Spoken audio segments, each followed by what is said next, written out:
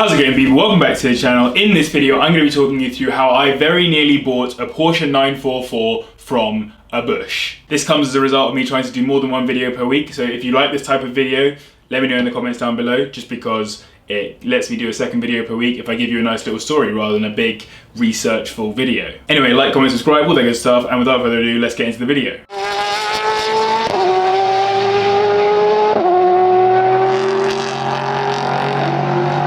So it all started around 4.5 years ago when I was driving back home for Christmas holidays from university. Just as I was getting home, I stopped at a little corner shop just over the hill from my house just to get some food or some drink, or I don't know what I was getting, but I was getting something because I was clearly hungry from a 2-hour-long drive. Just about where I stopped my car, I could see this really nice classic Porsche that I'd never seen before sitting in a little parking lot kind of behind the shops, the best way I can describe it. So you've got like the corner shop here, and then behind it there's not exactly a parking area, but there's like a little back bit filled with weeds and whatever. So I just saw it, thought, oh, very nice, someone's got a classic Porsche. I've never seen that in the area before, and I didn't think that much of it, to be perfectly honest. Fast forward to about 6 months later, I was coming home for the summer holidays this time, going into my placement year from university, and the Porsche was still there, sat in the exact same spot that it had been when I came over Christmas. But the key thing about this year is it was a year in industry for me, so I was spending the whole year at home and travelling into London, etc. to do work. That meant that I was often around where that Porsche was. So if I was going over the hill to go to the post office, to go get something from the shops, or whatever it was that I was going to do,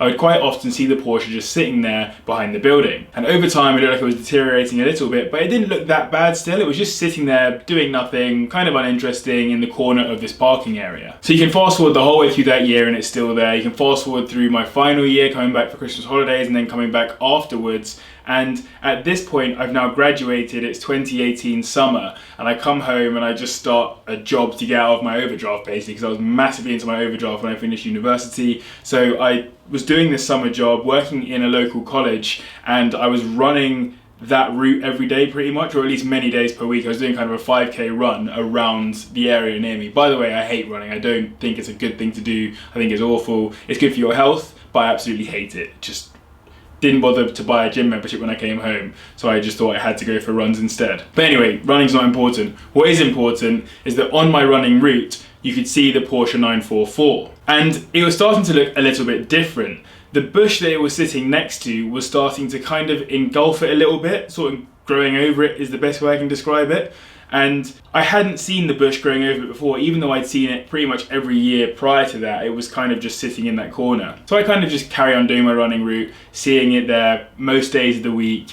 And over the space of 2018, the bush grew more and more and more over the car. So clearly at this point, you know it's not actually being used at all. I don't know if the owner lives in one of the houses above the shops or somewhere around there. I haven't really worked out at this point. It's just a Porsche sitting and having a bush engulf it. So fast forward again to 2019, I obviously skipped running over winter because it's dead, it's super cold outside and I'm not about to run in rain, etc. So instead it comes to spring this year and I'm running again, and I'm running back past the spot where the Porsche is. And now the bush literally owns the car. It's just, it's pretty much the whole car at this point. And I know this is probably starting to sound like a video that's all about vegetation, and it practically is, I suppose, because it's in the title, but that car was now one with the bush almost. Still, I didn't really pay much attention. I just let it do its thing. No biggie, like, I have other stuff to do. I just started a new grad job in March and that kind of stuff, so I was quite busy and didn't really have time to go and actually have a look at it. I was still just ignoring it. That was until about 3 weeks ago. 3 weeks ago, I was driving past the car on my way to my grandparents' house,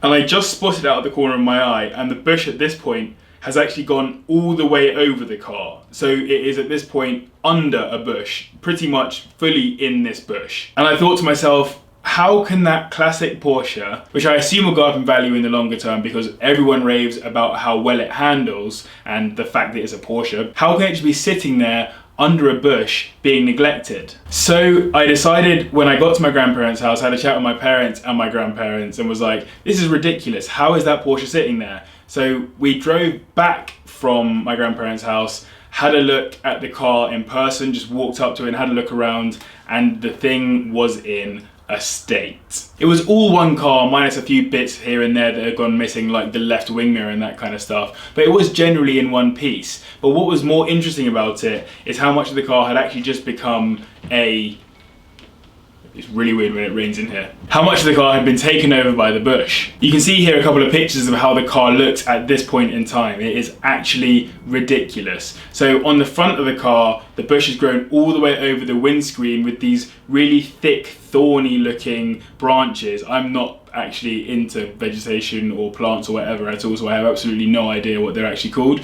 but they were completely over the front of the car. At the back of the car, the same story. They're all over the rear windscreen, they're coming over the roof, and they're also going underneath the car and over the rear wheels. So they're actually going over the wheels and kind of holding and gripping onto the tires as if they have taken the car as its own. It's kind of like watching a horror movie and seeing like the ground rise up and sort of grab a car and sort of suck it back in, is the best way I can describe it. But that is literally the state of the car at this point in time. The interior looks kind of untouched by the outside world, although the rear seats have some really bad mold on them, and for some reason in the passenger seat there is a chicken box from like a corner shop chicken place, like a Piri Piri or something like that. So if that's not infested with maggots, I don't know what would be. Even the holes where a wing mirror should be, actually you can see like the bush inside the door, so it's actually inside the door card, kind of poking its way out of where there should be a wing mirror. It's actually just ridiculous. The car has become one with the bush. It's insane. I'm pretty certain a spider has laid a nest in the car or somewhere around the car, because it is absolutely covered in spiders as well. If you've got arachnophobia, it is a really horrible place to be. So being me and being someone who likes cars and also being someone who feels like it's wrong that a car should be sitting in a bush, I thought to myself, I'm going to find out who the owner is. So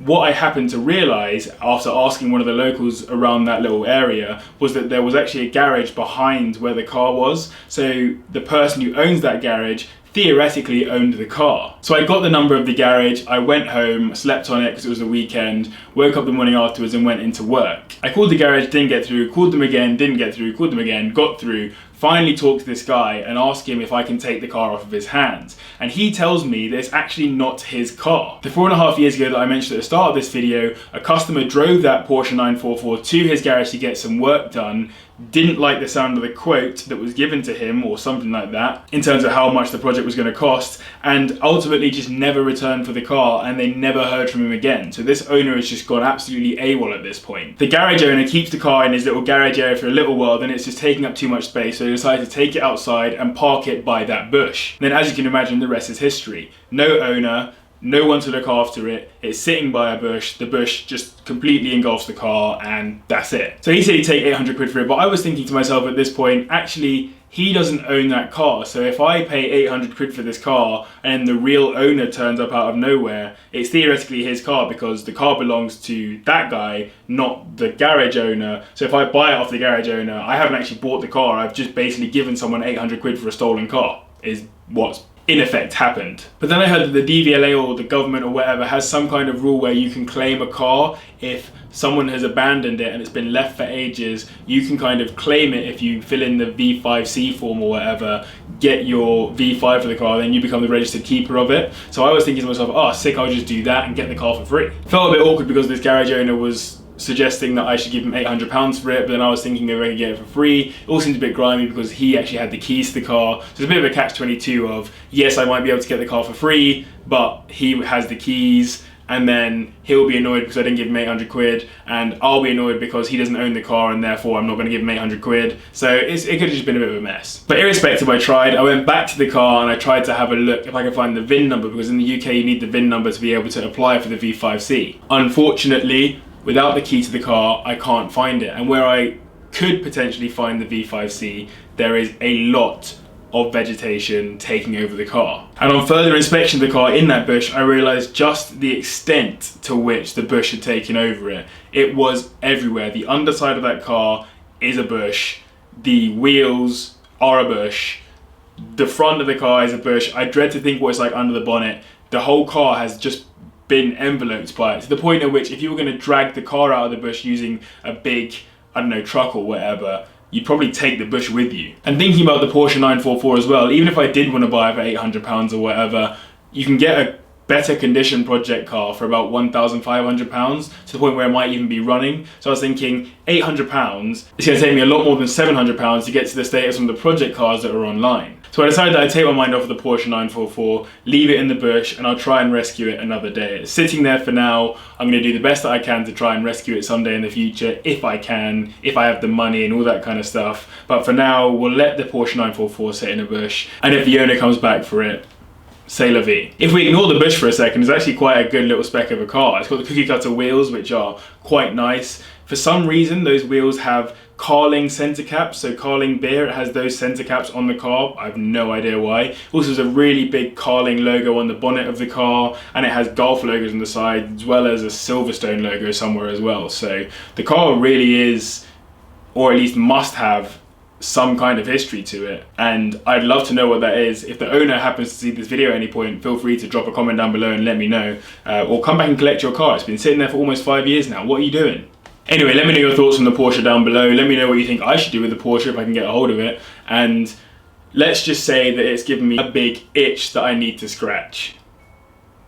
Don't forget to drop a like if you like this kind of video, subscribe for more weekly car content, follow me on Instagram for daily pictures, and as always, massive thanks to these patrons up here, and thank you very much for watching. I'll see you in the next one.